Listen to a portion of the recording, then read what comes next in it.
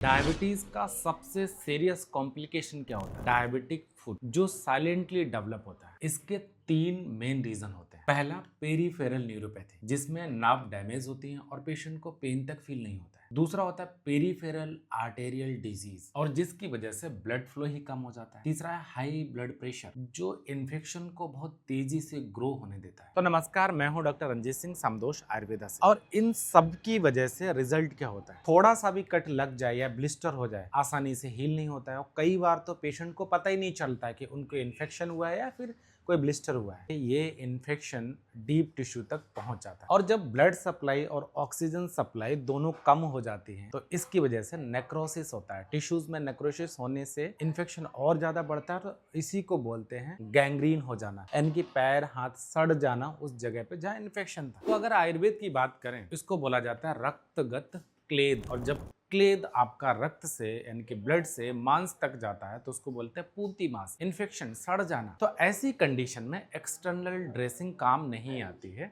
सिर्फ टेम्परेरी या थोड़ा बहुत इन्फेक्शन ठीक होता है। कई बार तो पेशेंट को एम्पुटेशन यानी कि उस एरिया को काटना भी पड़ जाता है। कॉन्सेप्ट ये है कि शुगर ब्लड से कंट्रोल करो, ब्लड सर्कुलेशन अच्छा करो, और टिश्यू को न्यूट्रिशन भी मिलनी चाहिए। आयुर्वेद में ऐसे बहुत सारे कॉन्सेप्ट और प्रोसीजर हैं जिनसे ये पॉसिबल है। इसीलिए डायबिटीज को यहाँ तक पहुँचने से ही रोक लो, नहीं तो आगे आपको बहुत नुकसान हो सकता है।